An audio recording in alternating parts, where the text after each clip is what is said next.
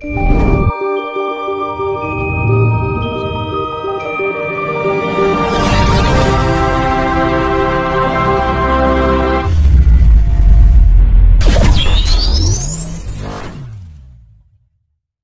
terkait dengan leluhur, Mas. Dalam tradisi orang Jawa itu kan banyak ya berbagai macam tentang ritual orang mati kan. Kan ada yang dikubur ya, Mas. Ada yang dilarung di laut, ada yang dibakar, ada yang tanpa diapa-apakan, dalam artian kayak di Bali itu ditaruh di bawah pohon besar, ya kan, nggak dibakar, nggak dibungkur, cuma ditaruh gitu aja. Nah, menurut Mas Tinus, orang mati ketika prosesi pemakaman, dikubur, ya kan, dibakar, dilarung dan sebagainya, itu yang paling diterima, yang paling cepat diterima oleh Sang Pencipta itu yang dibakar, dikubur atau dilarung, Mas. Sedangkan leluhur kita dulu itu kan dibakar kalau sudah mati. Kalau dibakar itu kan benernya gini, cara bosone gini, Mas. Cara bahasanya ini benernya gini. Kalau leluhur kita kan dulu kan kalau meninggal kan dibakar. Iya, betul. Nah, itu artinya kan kalau dibakar kan mudah terurai, Mas. Dadi sing banyu ya ndang bali ning banyu, sing geni ya ndang bali ning geni, ya kan. Sing lemah ya ndang bali ning lemah. Sing saka angin ya bali ning angin kan. Iya. Jadi istilahnya bahasa ini memuksakan secara instan. Memaksakan secara instan. Jadi lebih mempercepat terurai gitu. Dan sebagian itu larut ke angkasa. Jadi memaksakan tapi tidak sepenuhnya. Kan otomatis kan berterbangan, Mas. Iya. Bagian dari partikelnya itu ada yang ke angkasa itu. Yaitu memaksakan secara instan. Jadi orang kabeh kan nek raga ini, ketika orang itu kan meninggalkan tinggal raganya, dia kan didaur ulang lagi karo alam, iya kan, Mas. Akhirnya diserap tumbuhan, ya, menjadi tanah, menjadi air, akhirnya diserap tumbuhan, dimakan oleh manusia lagi, akhirnya jadi raga meneh, atau Mas? Iya. Kalau mulek nih kono, lah pengertian moksa sendiri itu sebenarnya itu kan, loh, moksa itu kan ya dimoksakan itu kan apa, Mas? Orang moksa itu yang dimoksakan apa? Sukma. Ya bukan. Rogone. Lah rogone saka apa, Mas? Dari apa? Dari 4 unsur tadi kan. Nah, berarti tandanya itu kan 4 unsur alam ini bisa moksa karena Bapa angkasa nyawiji karo Bapa bumi. Nggih. Iya to, Mas. Kamanu sing diarani manunggal kuwi to, Mas. Antarane Bapa angkasa karo Ibu Pertiwi kan ada 4 unsur, air, angin, api, tanah. Ya, ini kan Ibu Pertiwi. Iya. Terdiri dari 4. Ya kan? Bapa angkasa. Makanya kan di dalam ana sedulur papat kali mau pancer. Ya kan? Bapa angkasa Ibu Pertiwi kan gitu. Makanya sedulur papat kali mau pancer. Lah, makanya ditemukan pustaka Jamus Kalima Sada itu dari kelimas, dari 4 dan 1 ini kan 5. Sada itu manunggal. Ketika ini bisa manunggal, maka akan terjadi penyempurnaan. Kalau ini gak bisa manunggal, ini sing kembali ini nih tok, Mas. Ini nih ora iso. Loh, makanya kan kadang-kadang orang salah penerimaan, orang yang muksa itu adalah rohnya atau apa sukmanya gitu kan. Padahal yang dimuksakan itu adalah 4 unsur alamnya gitu. Arti muksa sebenarnya itu Untuk menyempurnakan jasad. Nah itu mau kita mengolah manunggaling kawulan Gusti. Makanya di dalam ajaran Jawa itu ngilmu sangan paraning dumadi. Iya. Ya kan. Ngilmu sastra jindra hayuning ret pangruwating jiwu. Makanya kan sastra jendro itu adalah sebuah sastra yang pernah dibikin oleh leluhur kita. Dulu kan leluhur kita tuh bikinnya bukan kitab tapi sastra. Karena kalau kitab itu terlalu berlebihan kan. Iya. Nah, sastra jendro itu adalah raja. Hayuningrat itu yang menciptakan suatu pemeliharaan, ya kan? Nah, Mas, pemeliharaan dari 4 unsur yang ada di dalam diri kita. Nah, raja kita harus bisa memimpin kan gitu kan. Untuk memelihara ini, kita harus menjadi pemimpin diri kita untuk memelihara 4 unsur alam yang ada di diri kita. Yang jadi pemimpin ante Bapak Angkoso, guru sejati ning Sukmo, ya Mas. Nah, iki manunggal, ya toh Mas. Untuk apa? Pangruating diyu itu sifat-sifat angkara yang diyu itu kan raksasa, sifat-sifat yang angkara murka, simbolis. Makanya kan di dalam gunungan itu ada Cingkara Bala Upoto, kan gitu kan. Kan di gunungan ada gunungan ini kan ada raksasa 2 di pintu itu.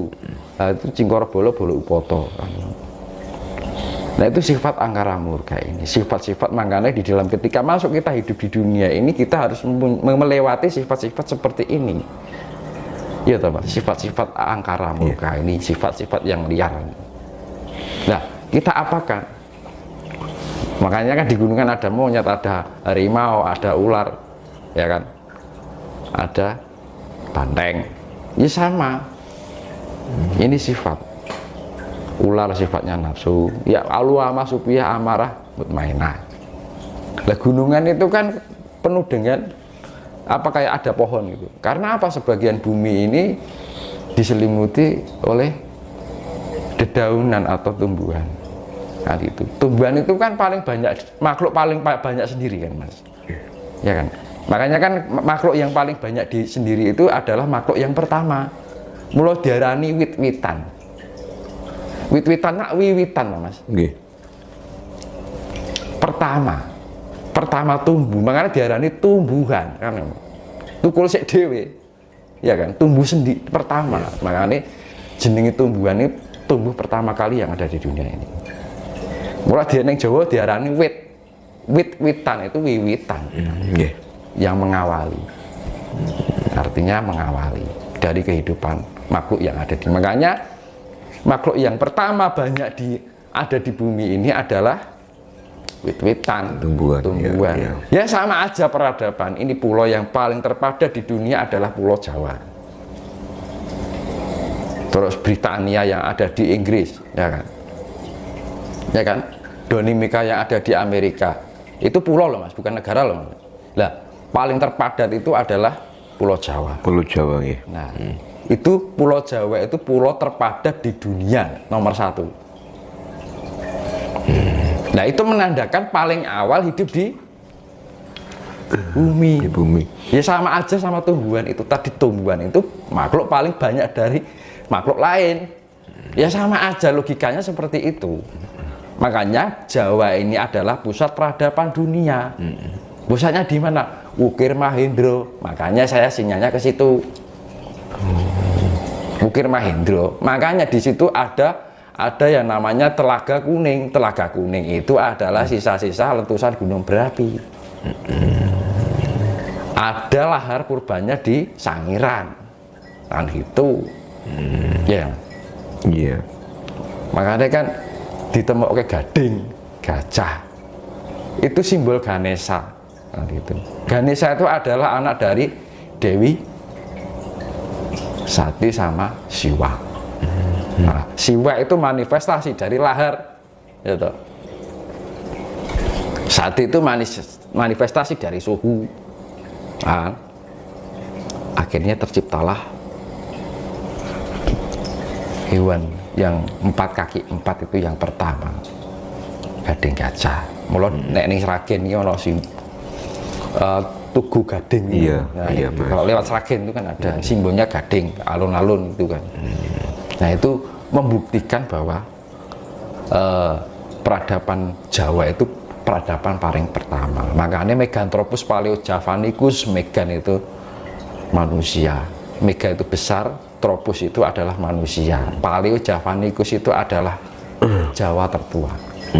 Nah itu, makanya itu Pithecanthropus Paleojavanicus itu paling awal sendiri, ukurannya manusia ukuran besar, kan gitu kan. Besar kan, mega besar, Anthropus itu kan manusia ukuran besar. Iya. Makanya ditemukan zaman di sini anu lah itu dari sini kan gitu.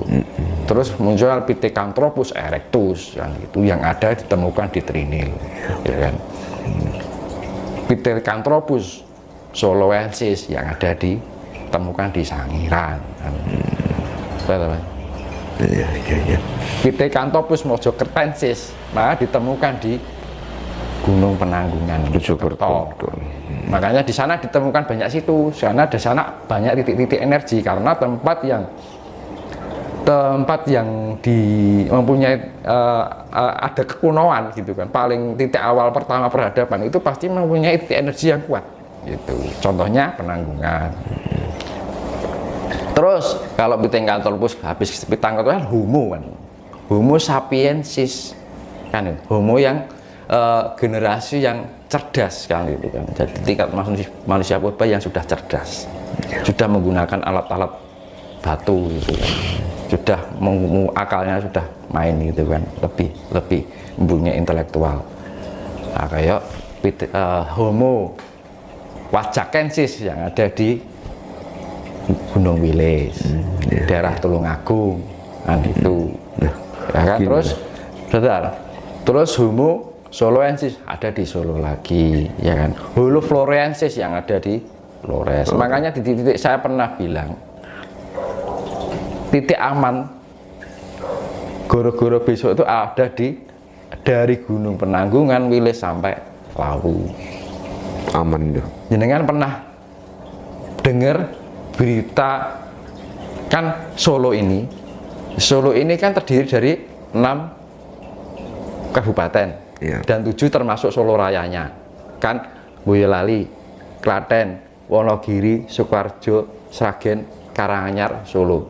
Jenengan pernah dengar ada bencana di berita? Nggak pernah dengar. Paling pol angin, Mas.